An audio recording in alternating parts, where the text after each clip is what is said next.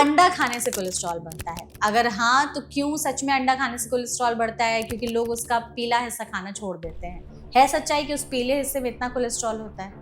हाँ और ना, इसका दोनों जवाब है। ज़्यादा आप अंडा खाएं डेफिनेटली हो जाएगा, बट एक बॉयल अंडा, 1 से 2 बॉयल अंडा पीले के साथ खाने से कोलेस्ट्रॉल बहुत ही मिनिमल बढ़ता है। रेड मीट जो हो गए या फिर मोस्टली इस तरीके के जो मीट्स होते हैं, इनको खाने से कोलेस्ट्रॉल बढ़ता है? 100%। ये जो मीट है इसमें कोलेस्ट्रॉल होता है, बट साथ में फैट भी होता है, सैचुरेटेड फैट होता है जो कोलेस्ट्रॉल बढ़ा सकता है। तो इसीलिए meat is not good for your heart. अगर आप बहुत एक्सरसाइज करते हैं अच्छी खासी मात्रा में, तो गुड कोलेस्ट्रॉल बढ़ता है शरीर में। है सच्चाई? 100%. Exercise is proven to be the most effective way of improving your good cholesterol and reducing the bad cholesterol. ये अंडे के बारे में हमने डिस्कस किया, उसमें कोलेस्ट्रॉल होता है। मीट, श्रिम्प्स, डेयरी प्रोडक्ट्स, खासकर डेयरी प्रोडक्ट्स जो कि फुल क्रीम मिल्क कह लो, या जो ऐसे डेयरी प्रोडक्ट्स जो जिसमें क्रीम नहीं हटाया गया, उसमें आपको कोलेस्ट्रॉल बहुत मात्रा में मिलती है। एक नॉर्मल एडल्ट मेल में ये 40 से ऊपर होना चाहिए, फीमेल्स में 45 या 50 से ज्यादा होना चाहिए। यानी इससे अगर कम है तो आपका जो गुड कोलेस्ट्रॉल है वो कम है, तो you have to increase. Please बताइएगा कि अगर किसी को अपने शरीर में गुड कोलेस्ट्रॉल यानी कि एचडीएल की मात्रा बढ़ानी है, तो कौन कौन सी चीजें वो फॉलो करना से शुरू करते हैं? Oat, barley, beans, soya, tofu, you say it can be used. Then nuts like nuts can be used. Avocado is good in that. So ये relatively if you can use it and you can have in your diet, it's going to help you. But जो सबसे main है वो है, मतलब आधे घंटे का आप एक्सरसाइज करो। मॉडरेट का मतलब होता है वो एक्सरसाइज जिसमें आपकी हार्ट की बीट 40 से 50% बढ़े। तो ब्रिस्क वॉक अगर आप करते हो, you are able to increase. तो ये आधे घंटे भी अगर आप हफ्ते में 5 दिन करो, इट कैन इम्पैक्ट।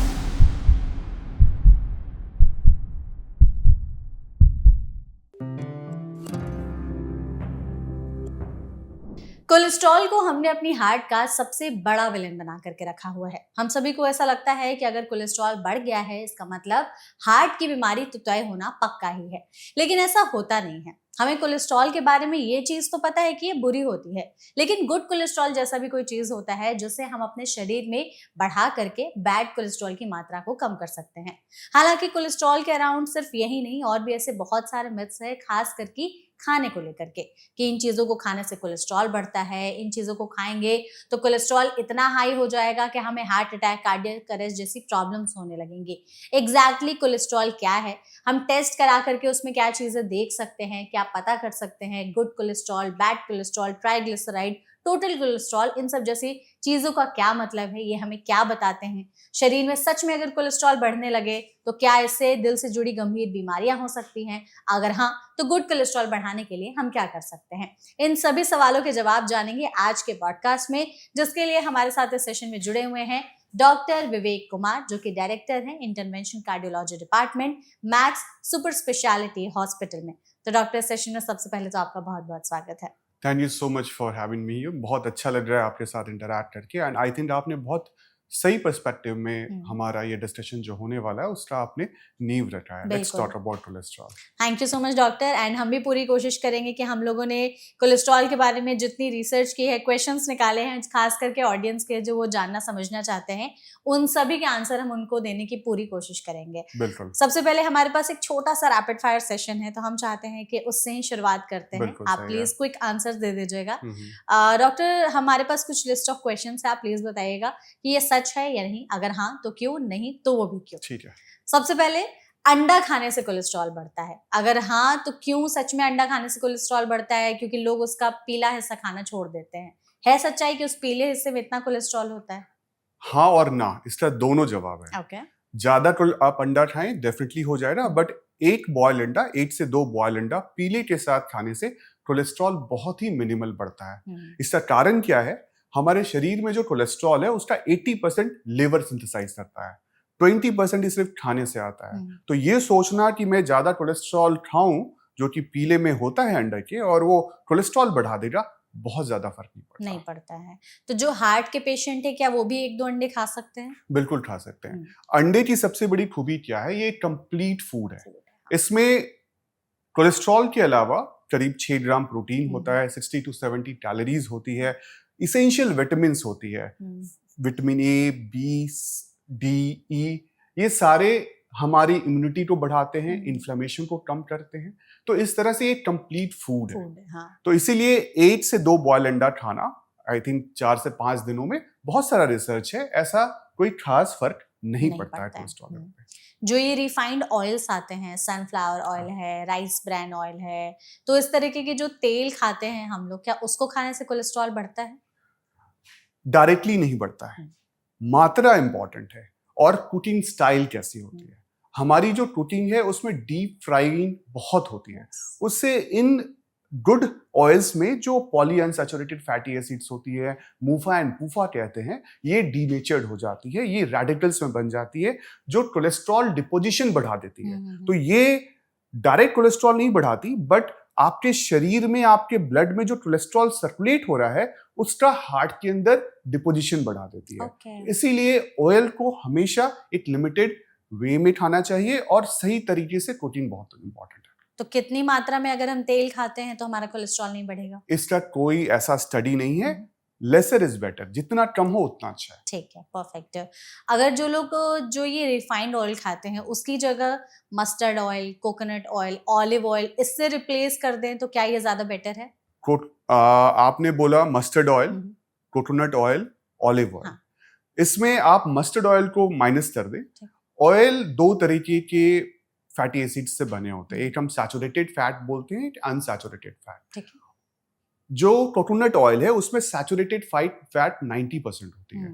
ये हमारे शरीर में कोलेस्ट्रॉल को बढ़ा सकता है और कोलेस्ट्रॉल के जरिए ब्लॉकेज बढ़ाता है। इसीलिए कोकोनट ऑयल आप भूल जाएं, बाकी कोई भी ऑयल आप यूज करें सही मात्रा में, सही कुकिंग के साथ, कोई खास फर्क नहीं पड़ता। कुछ रिसर्च ऑलिव ऑयल के लिए है जिसमें ये देखा गया है कि उससे कोलेस्ट्रॉल लेवल कम करता है, बट ये मेडिटेरेनियन फूड में है जहां पे डीप फ्राइंग जैसी चीजें नहीं होती है, वहां पे दे डू सीजनिंग्स। सो अगर आप उस तरह से कुक करते हैं, ऑलिव ऑयल का इस्तेमाल करते हैं, तो बेनिफिशियल होगा। अदरवाइज ऑलमोस्ट सारे ऑयल में कुछ खामियां और कुछ अच्छाइयां हैं, आप अपनी समझदारी के साथ यूज करें। कुछ दिनों पहले कुछ ट्रेंड्स चले थे जीरो ऑयल कुकिंग से, तो लोगों ने तेल डालना बंद कर दिया था खाने में और नॉर्मल ऐसे ही पानी के साथ या फिर उसको हल्का सा, मतलब जो चीजें हैं उसको करके उन्होंने उसको खाने को बनाना शुरू कर दिया था। जो सपोर्ट जीरो ऑयल कुकिंग, या तेल जरूरी है? इंपॉर्टेंट है कि आप खाना क्या खा रहे हैं। हमें अगर बैलेंस डाइट देखें, उसमें कार्ब्स भी चाहिए, प्रोटीन भी चाहिए, न्यूट्रिएंट्स भी चाहिए और फैट भी चाहिए। तो अगर बिल्कुल जीरो फैट है तो I don't think that's a ideal balance diet. So हर एक जो आप फूड खाते हो उसमें नेचुरल ऑयल होता है। आप मस्टर्ड आप मसाले में डाल रहे हो, आप उसी का ऑयल निकाल के खाना बना रहे हो। तो ये बोलना कि हम जो खाना बना रहे हैं उसमें ऑयल डालने से कितना फर्क पड़ेगा, you can try that, but that cooking method should be good. उससे, उस कुकिंग मेथड से उस डाइट का न्यूट्रिशन वैल्यू खत्म नहीं होना चाहिए, वो डीनेचर्ड नहीं होना चाहिए। अदरवाइज आप देखो, हम प्राइमेट से आए हैं, हमारे जो एंसेस्टर्स हैं, वी केम फ्रॉम प्राइमेट्स। उनको देखा है आपने छौंक लगा के बॉयल करके खाना खाते हुए, दे ईट रॉ। तो इसलिए मुझे लगता है कि कुकिंग वे से ज्यादा कुकिंग वे बहुत इंपॉर्टेंट है, इंस्टेड ऑफ ऑयल क्या यूज करते हैं और क्या नहीं यूज करते हैं। ओके, रेड मीट जो हो गए या फिर मोस्टली इस तरीके के जो मीट्स होते हैं, इनको खाने से कोलेस्ट्रॉल बढ़ता है? 100%। इसमें कोई डाउट नहीं है। एक बहुत बड़ी भ्रांति है, मिथ है, दैट कोलेस्ट्रॉल खाने से कोलेस्ट्रॉल बढ़ता है। एक्चुअली कोलेस्ट्रॉल के साथ और क्या खाते हो, वो जरूर। ये जो मीट है इसमें कोलेस्ट्रॉल होता है, बट साथ में फैट भी होता है, सैचुरेटेड फैट होता है, जो कोलेस्ट्रॉल बढ़ा सकता है। तो इसीलिए meat is not good for your heart और द कोलेस्ट्रॉल वैल्यूज। ठीक है। इसके अलावा डॉक्टर, जैसे घी के लिए कहा जाता है कि घी आजकल बहुत बड़ा विलेन बन गया है लोगों के लिए, घी नहीं खाना है, घी नहीं खाना है। घी खाने से सच में कोलेस्ट्रॉल बढ़ता है, या अगर हम उसको हेल्दी वे में खाते हैं या एक लिमिटेड मात्रा में खाते हैं तो हमारे हार्ट के लिए अच्छा है? मुझे लगता है आप जो सेकेंड पार्ट बोले हो वो ज्यादा सही है। अगर आप करंट डेटा देखो। घी खासकर आई विल से वैसा घी जिसमें सैचुरेटेड फैट कम है, जैसा देखा गया है दैट गाय से जो घी आती है जो येलोइश होती है उसमें बीटा कैरोटीन भी होती है, इसलिए वो उसमें येलोइश टिंज आती है। वो रिलेटिवली उसमें सैचुरेटेड फैट कम होता है और मूफा और पूफा भी होता है, एंड साथ में उसमें ओलिक एसिड्स वगैरह होते हैं जो कि एंटीऑक्सीडेंट की तरह काम करती हैं। तो अगर आप बहुत मॉडरेट अमाउंट में लेते हैं घी तो उसमें कोई नुकसान नहीं है। घी अगर आप ले रहे हो तो कैलोरी वैल्यू इंपॉर्टेंट है। हाई कैलोरी डाइट के साथ घी नुकसान कर सकता है, बट अगर आप घी लेते हो और आपका calorie intake as per your body requirement है तो it can be useful also. Okay, good cholesterol की मात्रा बढ़ाने के लिए कहा जाता है जो एक सबसे परफेक्ट तरीका है वो है एक्सरसाइज। अगर आप बहुत एक्सरसाइज करते हैं अच्छी खासी मात्रा में तो गुड कोलेस्ट्रॉल बढ़ता है शरीर में, है सच्चाई? 100%। मैं आपके जरिए ये जरूर बताना चाहूंगा कि हम डाइट के पीछे बहुत भागते हैं, हर जगह डाइटरी डिस्कशन ही चलता है। मुझे लगता है उस डिस्कशन के अराउंड वॉकिंग भी हो तो बहुत अच्छा है। तो exercise is proven to be the most effective way of improving your good cholesterol and reducing the bad cholesterol. तो बैड कोलेस्ट्रॉल कम करने के लिए एक्सरसाइज से अच्छा कुछ भी नहीं। डन, ठीक है। तो ये हमारा क्विक सा रैपिड फायर सेशन था जिसमें हमने थोड़ा सा एक बेस बना लिया लोगों के लिए कोलेस्ट्रॉल के बारे में। हम चाहते हैं कि सबसे पहले जो आप इस पॉडकास्ट की शुरुआत उस सवाल से करें कि आखिर कोलेस्ट्रॉल का हमारी बॉडी में रोल क्या है, गुड कोलेस्ट्रॉल बैड कोलेस्ट्रॉल क्या होता है, दोनों के बीच क्या डिफरेंस है? कोलेस्ट्रॉल हमारे बॉडी का एक इम्पॉर्टेंट कंपोनेंट है। क्यों? क्योंकि हमारे शरीर का यूनिट, जैसे किसी भी मैटर का यूनिट एटम होता है, हमारे शरीर का जो यूनिट है जिससे हम बने हैं, the bricks that form our body, they are called cell. उसकी जो आउटर वॉल है उसे हम सेल मेम्ब्रेन कहते हैं, उसका इंटीग्रल पार्ट है कोलेस्ट्रॉल। इसके अलावा कोलेस्ट्रॉल इसेंशियल हार्मोन्स, खासकर sex hormones, estrogen, progesterone, testosterone, इसका कंपोनेंट है। विटामिन डी कोलेस्ट्रॉल से बनती है। इसके अलावा हमारे डाइजेशन में जो बाइल होती है, जो पाचन क्रिया में हमें हेल्प करती है, वो भी कोलेस्ट्रॉल से बनी होती है। तो कोलेस्ट्रॉल एक वैक्सी सब्सटेंस है जो फैट जैसा है, बट ये फैट नहीं है। तो ये सोचना फैटी फूड में कोलेस्ट्रॉल होता है, ऐसा नहीं है। कोलेस्ट्रॉल कुछ लिमिटेड फूड में होता है जो कि एनिमल प्रोडक्ट से आते हैं, जैसे अंडे के बारे में हमने डिस्कस किया, उसमें कोलेस्ट्रॉल होता है। मीट, श्रिम्प्स, डेयरी प्रोडक्ट्स, खासकर डेयरी प्रोडक्ट्स जो कि फुल क्रीम मिल्क कह लो, या जो ऐसे डेयरी प्रोडक्ट्स है जो जिसमें क्रीम नहीं हटाया गया, उसमें आपको कोलेस्ट्रॉल बहुत मात्रा में मिलती है। इंटरेस्टिंगली बॉडी को कोलेस्ट्रॉल चाहिए, इसीलिए लिवर हमारा फैक्ट्री है। हमें जो भी चीज प्रोडक्ट चाहिए लिवर बनाता है। तो लिवर 80% हमारी बॉडी के सर्कुलेशन में जो कोलेस्ट्रॉल चाहिए उसको वो लिवर बनाता है। बाकी 20% करीब हम खाने से लेते हैं। एक चीज है दैट अगर आप कोलेस्ट्रॉल ज्यादा लोगे तो कुछ फिल्टर्स हैं, चेक्स हैं। ऑलवेज कुछ अगर बढ़ता है तो उसको कम करने का भी तरीका होता है। तो अगर आप बाहर से कोलेस्ट्रॉल ज्यादा लोगे तो लिवर कोलेस्ट्रॉल कम बनाना शुरू कर देगा। तो ये बॉडी ऑटो रेगुलेट करती है। तो इस तरह से कोलेस्ट्रॉल बैलेंस शरीर में होता है। But there are certain genetic defects which are very common. You will be surprised that about 1/3 of the population has that genetic defect, जिससे कि कोलेस्ट्रॉल का लेवल बढ़ा रहता है। इसे हम बोलते हैं हेट्रोजाइगस हाइपरकोलेस्टेरोलेमिया। ये करीब 30% ऑफ पॉपुलेशन, खासकर इंडियन पॉपुलेशन में मिलता है, जिसके कारण कि आप कुछ खाओ भी नहीं फिर भी आपका कोलेस्ट्रॉल लेवल बढ़ा रहता है।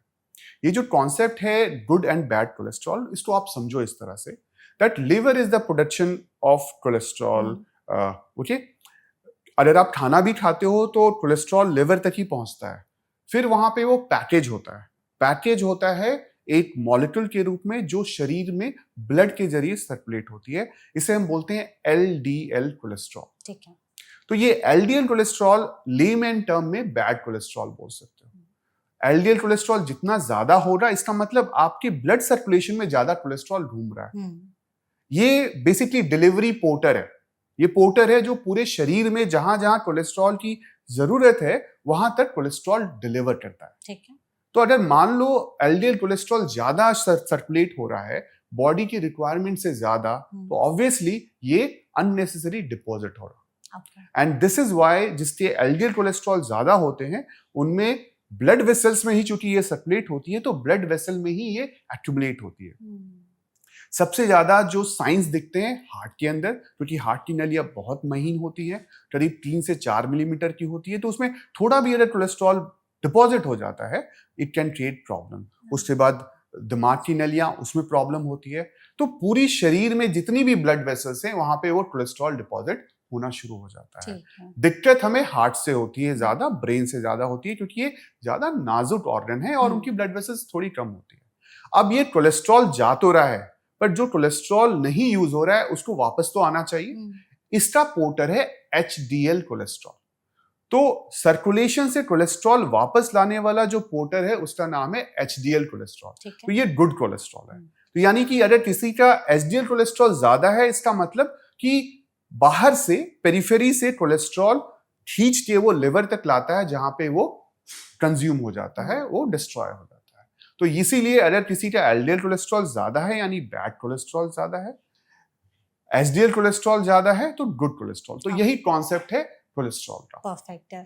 कोलेस्ट्रॉल में हम लोग टेस्ट कराते हैं जो कि बहुत कॉमन है, दैट इज लिपिड प्रोफाइल। एक तरीके का ब्लड टेस्ट है जो आई गेस आजकल एनुअल हेल्थ चेकअप में रहता ही रहता है, बहुत जरूरी। तो ये जो लिपिड प्रोफाइल टेस्ट हम कराते हैं इसमें जो मार्कर्स आते हैं तो ये हमें क्या बताते हैं कि हमारा कोलेस्ट्रॉल कितना बढ़ा है, कितना घटा है, और आपके हिसाब से प्लीज बता दीजिएगा कि किस रेंज में रहे, इसका मतलब कि हमारा बैलेंस में है। बहुत अच्छा, ये बहुत अच्छा सवाल है बेटा।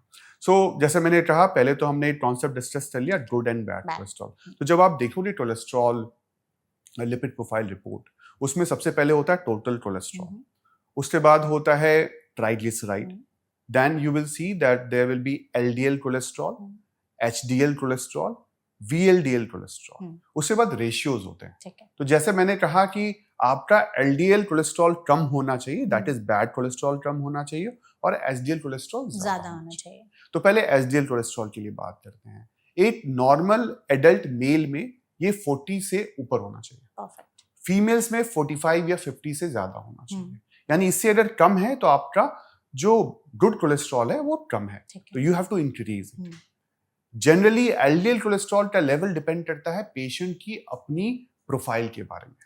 सो people who has heart disease, who has diabetes, who has kidney problems, they are the people जिनको ज्यादा चांसेस होते हैं हार्ट अटैक और स्ट्रोक होने के लिए। उनके लिए हमारे कोलेस्ट्रॉल लेवल्स जो हैं वो यूजली आज के डेट पे, जो अभी करंट गाइडलाइंस है, अभी हाल ही में गाइडलाइन अपडेट हुई है 2026 में इंटरनेशनल गाइडलाइन है, हमारी इंडियन गाइडलाइंस भी है, वो कहती है कि एलडीएल कोलेस्ट्रॉल जितना कम हो उतना अच्छा है। तो किसी को अगर हार्ट प्रॉब्लम हो चुकी है उसमें 55 से ज्यादा नहीं होनी चाहिए, नहीं होना चाहिए। जिसको हार्ट प्रॉब्लम नहीं है उनको भी 100 से ऊपर नहीं होनी चाहिए।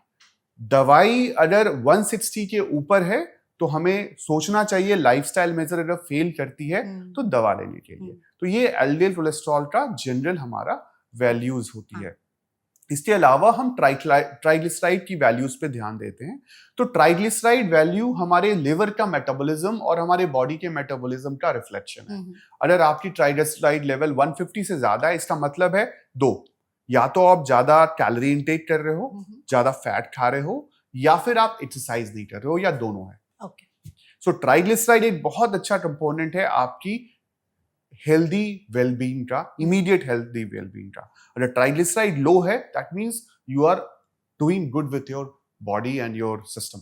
परफेक्ट है। And total cholesterol? Total cholesterol आज के डेट पे हम उतना नहीं ध्यान देते हैं, but it should never be more than 200 से ज्यादा नहीं। और जो आपने वीएलडीएल बताया, वो वीएलडीएल की वैल्यूज उतनी ही होती है जितनी ट्राइग्लिसराइड की होती है। तो वीएलडीएल के वैल्यूज यूजुअली हम कंसीडर नहीं करते हैं, हम ज्यादा ट्राइग्लिसराइड की वैल्यूज पे ध्यान देते हैं। बट ये बिल्कुल सही है कि ट्राइग्लिसराइड ज्यादा होता है तो वीएलडीएल भी बढ़ा रहेगा, क्योंकि वीएलडीएल ट्राइग्लिसराइड का पोर्टर है। तो ये जो LDL HDL, they are basically porters of your cholesterol in the body. कोई ले जाता है, कोई वापस लाता है। ठीक है, ओके। तो अगर इसको हम समराइज करने की कोशिश करें तो टोटल कोलेस्ट्रॉल 200 से ज्यादा नहीं होना चाहिए, ट्राइग्लिसराइड 150 से ज्यादा नहीं होना चाहिए, एलडीएल 100 से ज्यादा नहीं होना चाहिए, और HDL 50 से ज्यादा हो तो अच्छा है, बहुत अच्छा हो। बहुत अच्छा है, परफेक्ट। तो ये अगर हम इसको याद करके रखने की कोशिश करेंगे तो बहुत हद तक बढ़िया हो सकता है। याद आपने है। जैसे डॉक्टर कहा कि HDL 50 से जो है वो ज्यादा हो तो अच्छा है, कैसे करें हम इसको ज्यादा, क्योंकि बहुत सारे लोग टेस्ट कराते हैं तो कम ही आता है। हालांकि मैंने अभी टेस्ट कराया था, मेरा 54 आया था। एक्सरसाइज करते हो? Yes I do. हाँ, सो मतलब हम भी वही चाहेंगे कि आप हमारी ऑडियंस को प्लीज बताएं कि अगर वो चाहते हैं अपने शरीर में अच्छे वाले यानी कि गुड कोलेस्ट्रॉल HDL की मात्रा को बढ़ाना, तो क्या क्या चीजें अपनी लाइफस्टाइल में फॉलो करें। देखिए, अगर मैं डाइट की बात करूं उसको मैं बाद में डिस्कस करूंगा, दवाई की बात करूं उसको सबसे पहले डिस्कस करूंगा। एसडीएल बढ़ाने के लिए, जैसे मैंने कहा कि एसडीएल वो पोर्टर है जो कि कोलेस्ट्रॉल वापस शरीर से सर्कुलेशन से निकाल के लिवर तक पहुंचाता है ताकि वो फ्रूटफुली यूटिलाइज हो जाए। ठीक है, तो दवाइयां पे रिसर्च हुआ कि भाई हम दवाई बनाते हैं एसडीएल बढ़ाने की, दवाइयां बनी and I tell you $1 billion का रिसर्च हुआ। सबसे जो ये पहेली है दैट रिसर्च में ये दिखा कि एसडीएल कोलेस्ट्रॉल तो बढ़ गया है बट इवेंट रेट्स नहीं घटे हैं। मतलब हम एक्सपेक्ट करते हैं कि अगर गुड कोलेस्ट्रॉल बढ़ा आपका दवाइयों के जरिए तो बीमारी कम होनी चाहिए, ऐसा हुआ नहीं। अच्छा, तो यानी कि अब हम ये मानते हैं कि एसडीएल कोलेस्ट्रॉल एक मार्कर है कि आप कितने प्रोटेक्टेड हो। राइट। तो दवाइयों से वो बढ़ना घटना बहुत सेकेंडरी है, उसका कोई प्राइमरी इंपैक्ट नहीं। इंपैक्ट कैसे है? आपके एक्सरसाइज करने की तरीके से। अगर आप एक्सरसाइज करते हैं, डेली एक्सरसाइज करते हैं, तो ऑब्वियसली एसडीएल बढ़ेगा और इसका इंपैक्ट आपके हार्ट प्रोफाइल पे भी पड़ेगा। सबसे जो इंपॉर्टेंट बात है वो ये है दैट आप अपने डाइट में कार्ब्स कम करें, सैचुरेटेड फैट कम करें। इनका इनडायरेक्ट इफेक्ट से एसडीएल कोलेस्ट्रॉल बढ़ जाता है। हमने जैसे इसकी बात की डॉक्टर कि क्या क्या हमारे रेंज वैल्यूज होने चाहिए, आपने इसमें एक चीज बताया था कि HDL जो है वो 50 से ज्यादा होना चाहिए, तो उसके बढ़ाने के तरीके होते हैं। प्लीज बताइएगा कि अगर किसी को अपने शरीर में गुड कोलेस्ट्रॉल यानी कि HDL की मात्रा बढ़ानी है तो कौन कौन सी चीजें वो फॉलो करना आज से शुरू करते हैं। सबसे जो इम्पोर्टेंट बात है, एसडीएल बढ़ाने के लिए कोई दवाई अभी कारगर नहीं हुई है। रिसर्च हुआ है जिसमें देखा गया कि एसडीएल वैल्यू तो बढ़ रही है बट इवेंट रेट्स नहीं घटे हैं। सो जो कि एक आयरनी है। आज के डेट पे एसडीएल को हम एक मार्कर देखते हैं कि आपका शरीर कितना प्रोटेक्टेड है। अगर एसडीएल कोलेस्ट्रॉल बढ़ा हुआ है नेचुरली, दैट मींस शरीर में हार्ट डिजीज होने के चांसेस कम है। इसको बढ़ाने का जो सबसे कारगर तरीका है वो है एक्सरसाइज करना। ठीक है, जितनी एक्सरसाइज करेंगे आपके बॉडी में जो मेटाबॉलिक चेंजेस आएगा उससे एसडीएल कोलेस्ट्रॉल बढ़ेगा, क्योंकि ज्यादा से ज्यादा कोलेस्ट्रॉल वापस लीवर की ओर आती है एसडीएल के जरिए। इस तरह से एसडीएल कोलेस्ट्रॉल बढ़ता है। तो जो ब्लॉकेजेस हो रहे हैं वो न्यूमेरिकली थोड़े कम होंगे and this is how it protects. दूसरा एक इंपॉर्टेंट एस्पेक्ट है, हम हमेशा डिस्कस करते हैं क्या कोलेस्ट्रॉल खाने से बढ़ता है। जैसा मैंने बताया था कि कोलेस्ट्रॉल का बहुत लिमिटेड इंपैक्ट है कि आप अगर कोलेस्ट्रॉल डायरेक्टली खाते हैं तो कोलेस्ट्रॉल बढ़ता है। कोलेस्ट्रॉल बढ़ता कैसे है? अगर आप हाई कैलोरी फूड लेते हैं, प्रोसेस्ड फूड लेते हो, सैचुरेटेड फैट लेते हो, इससे एलडीएल कोलेस्ट्रॉल का यूटिलाइजेशन कम हो जाता है शरीर में। इससे इनडायरेक्टली एलडीएल कोलेस्ट्रॉल बढ़ जाता है और एसडीएल कोलेस्ट्रॉल घट जाता है। तो अगर आपकी डाइट हाई कैलोरी है, शुगरी है, प्रोसेस्ड फूड लेते हो, फैट ज्यादा लेते हो, इससे इनडायरेक्टली बैड कोलेस्ट्रॉल बढ़ेगा और गुड कोलेस्ट्रॉल घटेगा। तो ऑब्वियसली इट मेक्स कि आप अगर एक बैलेंस डाइट लो जिसमें ढेर सारे फाइबर हो, ढेर सारे फ्रूट्स हो और there are natural foods which can help and basically they are rich in fibers like oat, barley, beans, soya, tofu, you say it can be used.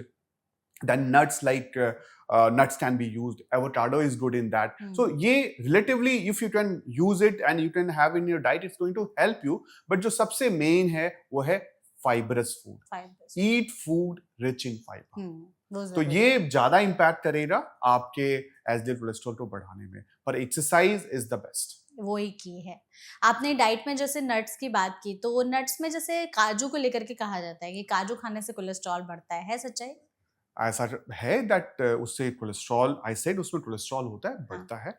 But diet, जैसे मैंने फिर बोला कि डाइट का बहुत ज्यादा इमीडिएट इंपैक्ट नहीं है अनटिल अनलेस आप सारे डाइट में सिर्फ काजू ही खाओ।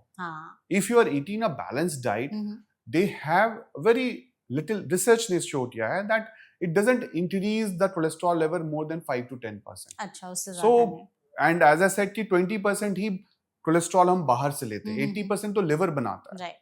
And it has a auto regulation system.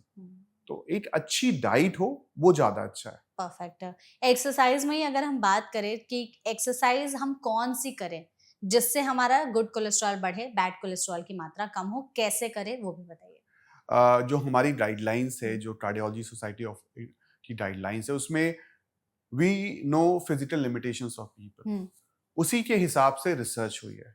Research क्या कहती है that half an hour of moderate physical intensity it's workout, ठीक है, 5 days in a week is sufficient enough to prevent significant heart events.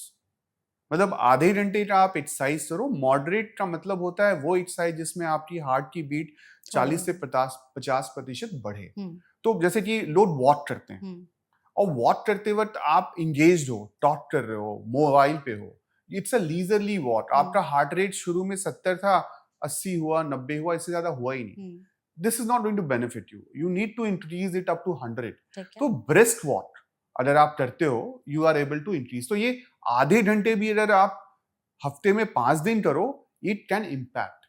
इसके अलावा आप कोई भी फिजिकल वर्कआउट जो ट्रेन्ड तरीके से हो, एब्रप्ट नहीं हो, मतलब it what happens that you get a lipid profile, आपने लिपिड प्रोफाइल की रिपोर्ट देखी एंड दूसरे दिन यू डिसाइड कि I go to the gym and rock, ये एक गलत तरीका है। Gradually you should build up and as per your own body desire, what you want to achieve. If you want to, for cardiac perspective, this is the minimal we expect. Otherwise, you can do as per your own wish and training. Perfect. अगर शरीर में cholesterol बहुत ज्यादा बढ़ने लगे तो इसको क्या कुछ लक्षण दिखाई देते हैं? जो सबसे कॉमन लक्षण मिलते हैं वो ये है कि जिस तरह से कोलेस्ट्रॉल ज्यादा है तो डिपॉजिट की टेंडेंसी होती है।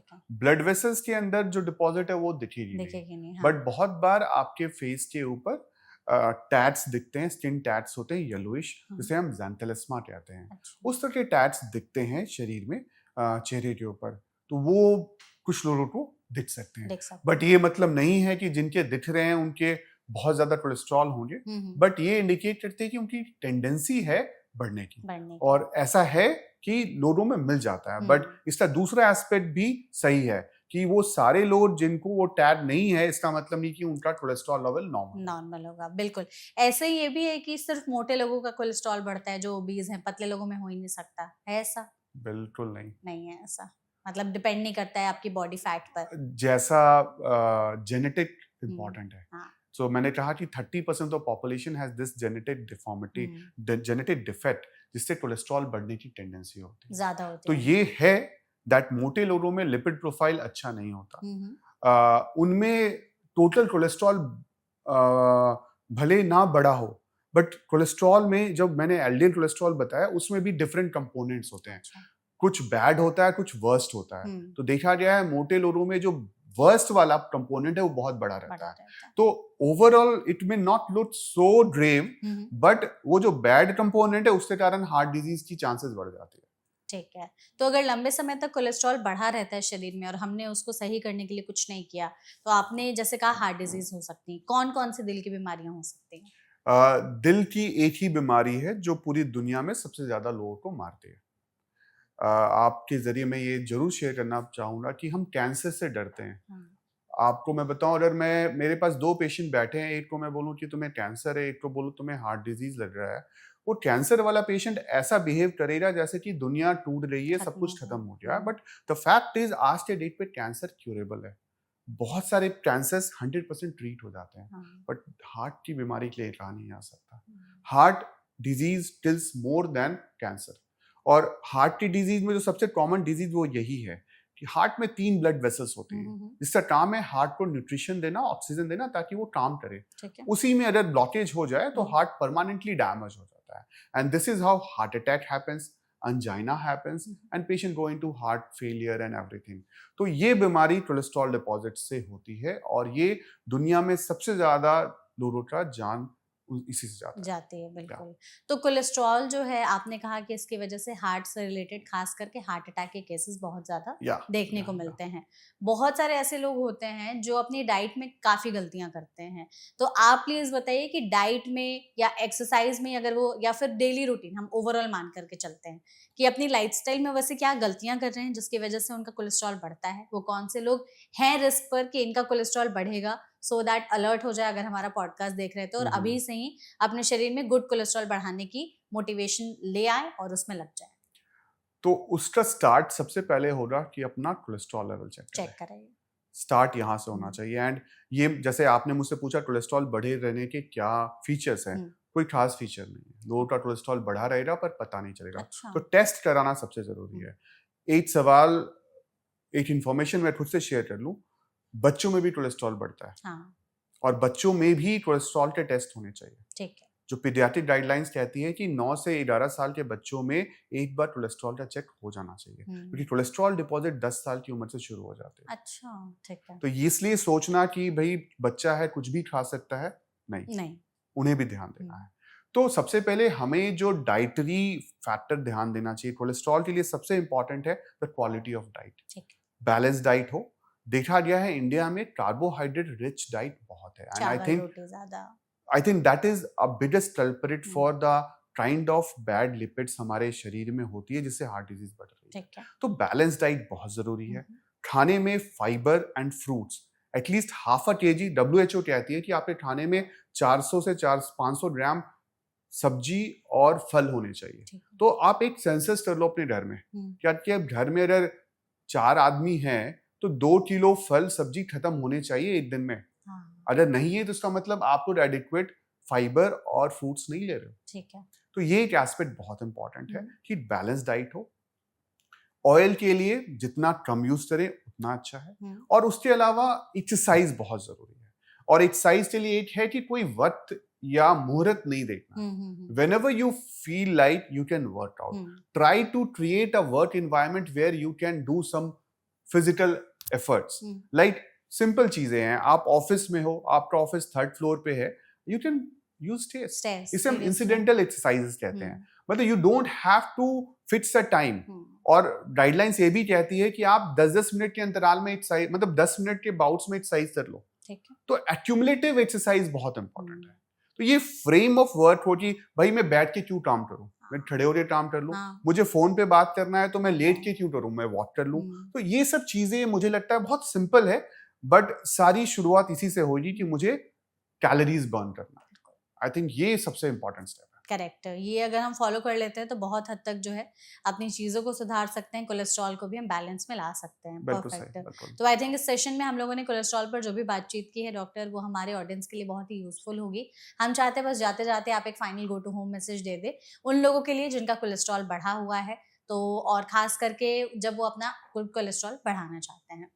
उनके लिए मैं बस एक मैसेज देना चाहता हूँ। हर साल कोलेस्ट्रॉल लेवल चेक करा के सिर्फ सोच लेना कि मैं ये करूंगा वो करूंगा से काम नहीं चलता है। कोलेस्ट्रॉल एक साइलेंट किलर है, उसको ठीक रखना बहुत जरूरी है। उसके लिए अगर दवाई एडवाइस की जाए तो दवाई ले। एक्सरसाइज और डाइट बहुत जरूरी है। ये माने कि कोलेस्ट्रॉल एक सीरियस एलिमेंट है जो पूरी दुनिया में सबसे ज्यादा लोगों को मार रहा है। बिल्कुल। एंड इसको कंट्रोल रखना आपके हाथ में। It's totally a lifestyle disease. Improve your lifestyle, walk and that's the way to go. Correct. अगर इसका ही ध्यान रखेंगे तो हम बहुत हद तक इसको कंट्रोल कर सकते हैं। Perfect. Thank you so much इस सेशन में हमारे साथ जुड़ने के लिए और इतनी वैल्यूएबल इन्फॉर्मेशन हमारे साथ शेयर करने के लिए। आई एम श्योर हमने जो भी डिस्कस किया है उससे हमारी ऑडियंस को बिल्कुल फायदा मिलेगा। और जो लोग चाहते हैं कोलेस्ट्रॉल के बारे में जानना समझना, वो ये पॉडकास्ट जरूर देखें। हो सके तो आप इसे शेयर जरूर करिएगा बाकी अपने फ्रेंड्स और फैमिली के ग्रुप्स में, सो दैट उनको भी इस बारे में ज्यादा पता हो। ऐसे और भी वीडियोस के लिए आप एनवीटी लाइफ को फॉलो और सब्सक्राइब जरूर करें। इसके अलावा अगर आपके मन में कोलेस्ट्रॉल से रिलेटेड कोई और सवाल रह गए हो तो कमेंट सेक्शन में पूछना मत भूलिएगा। Thank you so much.